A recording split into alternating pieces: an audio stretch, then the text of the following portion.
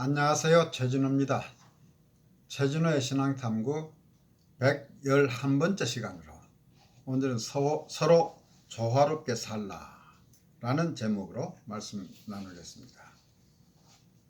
사도 바울은 로마서 12장에서 그리스도인들은 어떻게 생활해야 하는가에 대해서 권면하고 있습니다.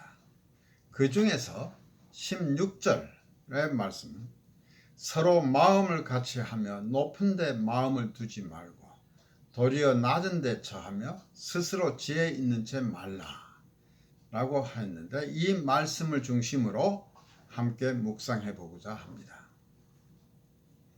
여기에서 서로 마음을 같이 하며 라는 말의 의미는 무엇인가? NIV 영문 성경에는 이 부분이 live in harmony with one another 라고 표현되고 있습니다. 서로 조화롭게 살라는 뜻으로 이해될 수 있을 것 같습니다. 다른 사람들과 서로 조화롭게 살기 위해서는 남을 배려하고 상호 보완하며 모든 사람에게 우호적으로 행동하며 화평을 유지하는 것이 중요하겠습니다. 그런데 어떻게 그렇게 살기 위해서 우리는 모두가 같은 생각을 해야만 하는가? 그것은 아닐 것입니다. 모두 마음을 같이 한다는 것은 생각이 같다는 것을 의미하는 것은 아닐 것입니다. 사람들의 생각이 항상 같을 수는 없습니다. 그러나 무엇이든지 서로의 생각은 다르더라도 상대방을 배려하는 것이 중요합니다. 우리는 서로 다르지만 그리스도 안에서 서로를 존중하며 동등하게 생각하는 것입니다. 다양성 안에서의 하나가 되는 것입니다. 그리스도의 몸인 교회 안에는 다양한 사람들이 모여 있습니다. 바울 서신의 수신자인 로마의 교회도 마찬가지로 매우 다양한 사람들로 구성되어 있었습니다. 당시에 로마 교회 안에는 특히 유대인과 이방인이 함께 있어서 서로 간의 갈등을 보이곤 했을 것입니다. 로마 교회가 어떻게 시작되었는지에 대해서는 기록이 없으므로 정확히 알 수는 없으나 아마도 오순절에 예루살렘에 갔다가 거기서 베드로의 설교를 들은 유대인들이 돌아와서 시작했을 것으로 추정됩니다. 이 복음이 이방인들에게 전파되었고 그들에 의해서 로마에 있는 유대인들과 이교도들에게 전파되어 예수를 믿게 되었을 것입니다. 역사적인 사실을 확인해 보면 AD 49년에 로마의 클라우디오 황제는 유대인들을 로마에서 추방했습니다. 그런데 AD 54년에 클라우디오 황제가 죽은 후에 유대인들은 다시 돌아왔으나 그들이 없는 사이에 이방인들이 교회 내에서 중요한 역할을 하였을 것입니다.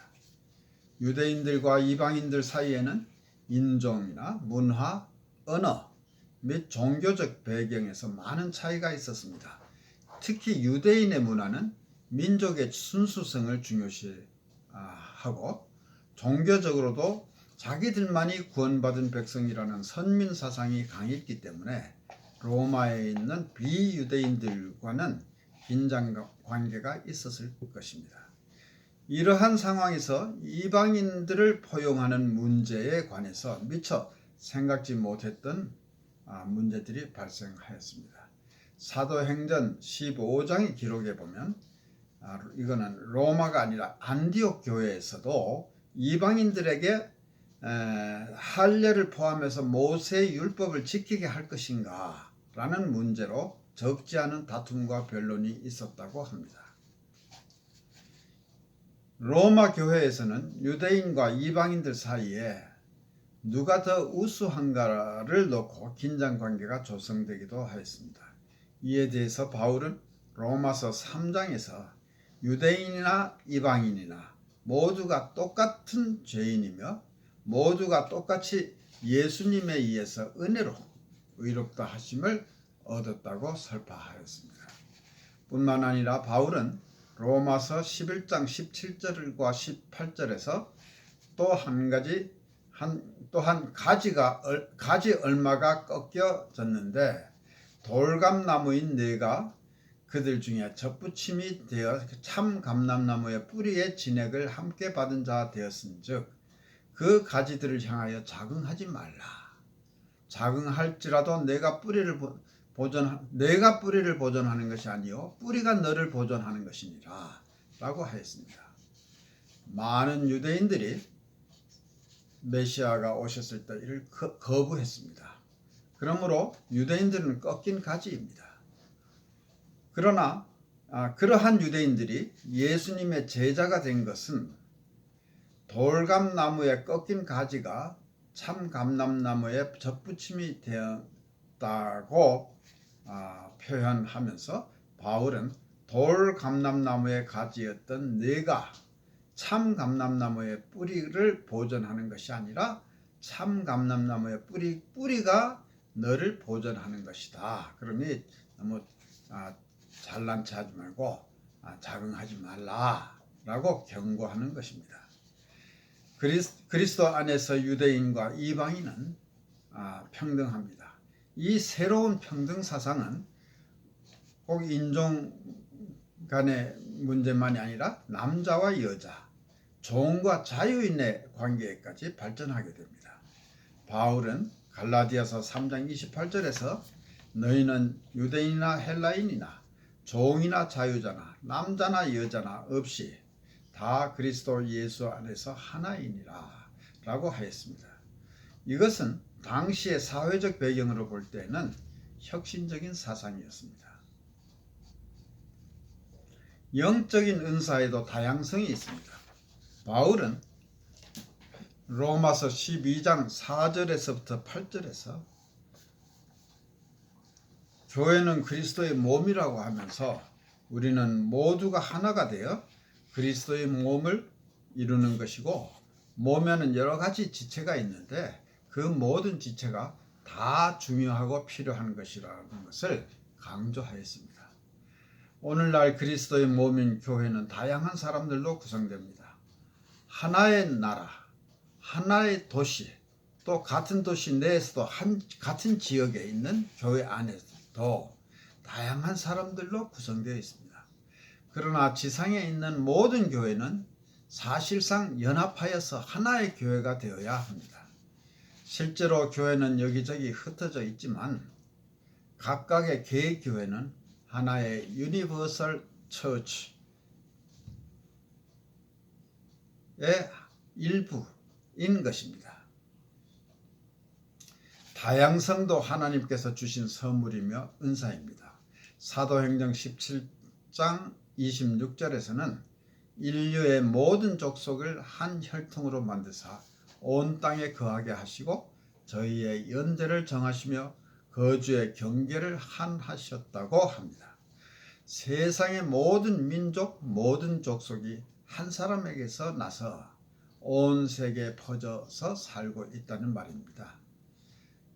그러나 그들은 하나님은 그들의 사는 때와 지역을 정해 주셨다는 뜻입니다. 그러나 다양성 그 자체가 자연스럽게 조화를 이루는 것은 아닙니다. 우리는 다양성 안에서 하나가 되도록 부르심을 받았습니다. 그런데 이것은 저절로 되는 것이 아닙니다. 하나님의 역사하심에 따라서 우리는 순종함으로 조화를 이루어서 하나가 되는 것입니다. 바울은 16절 후반부에서 높은 데 마음을 두지 말고 도리어 낮은 데 처하며 스스로 지혜 있는 채 말라고 하였습니다. 흔히 우리 주위에서 나는 내가 없어도 돼 라고 한다든지 또는 너보다는 내가 더 많이 알고 있어 라는 말을 흔히 듣게 되거나 사실 나 자신도 그렇게 말을 하거나 또는 생각을 하는 경우가 있습니다. 사실은 이것은 매우 교만한 마음에서 나오는 전형적인 말이 아닐까 싶습니다. 우리는 교만한 마음에서 남의 도움 없이 혼자서 모든 것을 다 할 수 있다고 생각합니다. 때로는 예수님만 있으면 돼 라는 말도 하지만은 실제로는 예수님도 필요 없다는 말일 수가 있습니다.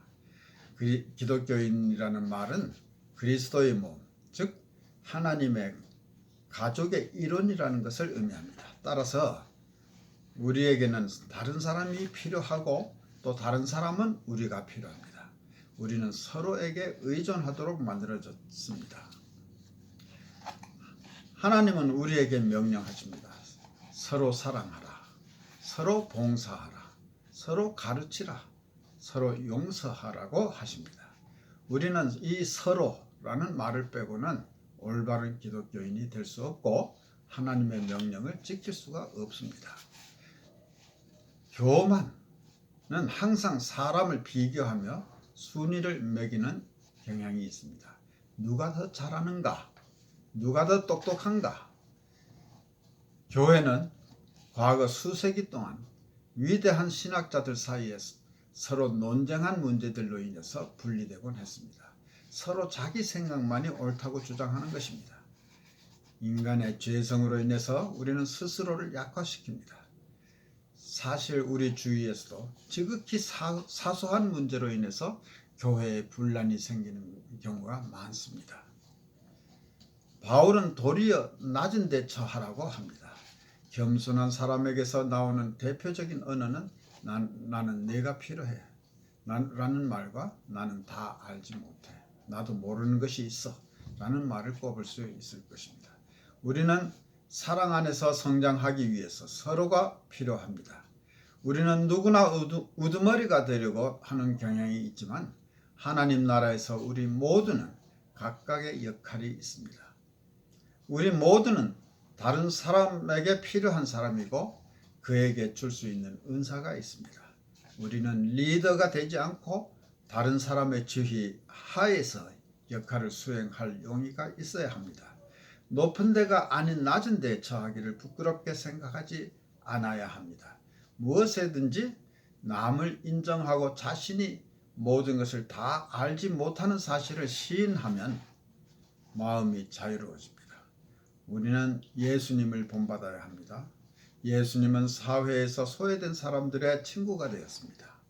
예수님은 당시의 유대인 사회에서 가장 비천하게 여기는 사람들, 예를 들면 세리들과 교제하셨습니다. 예수님은 종교적으로나 사회적으로 비천한 사람들과 함께 식사를 하였고 막달라 마리아와도 교제하였습니다. 막달라 마리아는 과거가 있는 여자로 7 귀신에 들렸는데 예수님이 그 귀신들을 쫓아내어 주신 적이 있는 여자였습니다. 성육신 하신 하나님이 자신을 이토록 낮추시고 막달라 마리아와 같은 사람들로부터 천대를 받고 있는 여자의 친구가 되시고 그녀를 존중하며 사랑을 베푸셨습니다. 과연 나라면 그렇게 할 수 있을까? 바울은 빌립보서 2장 5절에서부터 8절까지 해서 말합니다. 너희 안에 있는 이 마음을 품어라. 곧 그리스도 예수의 마음이니 그는 근본 하나님의 본체시나 하나님과 동등됨을 취할 것으로 여기지 아니하시고 오히려 자기를 비워 종의 형체를 가져 사람들과 같이 되었고 사람의 모양으로 나타나셨으며 자기를 낮추시고 죽기까지 복종하셨으니 곧 십자가에 죽으심이라. 이분이 바로 우리가 따르는 예수님이며 그의 영이 우리 안에 살아계시는 것입니다. 우리가 예수님의 눈으로 서로를 바라보고 서로 안에서 예수님을 발견한다면 우리는 우리 안에서 교만을 물리치고 겸손해질 수 있을 것이고 서로와 함께 조화로운 삶을 살아갈 수 있을 것입니다. 예수님과 그의 희생은 우리 모두를 위해서 주셨고 우리 모두는 그에게 나아가면 값없이 용서받고 사랑을 받게 됩니다. 우리는 바로 이러한 가족의 일원인 것입니다. 로마서 3장 23절과 24절의 말씀을 한번 읽어봅니다. 모든 사람이 죄를 범하였으며 하나님의 영광에 이르지 못하더니 그리스도 예수 안에 있는 구속으로 말미암아 하나님의 은혜로 값없이 의롭다 하심을 얻은 자 되었느니라. 감사합니다.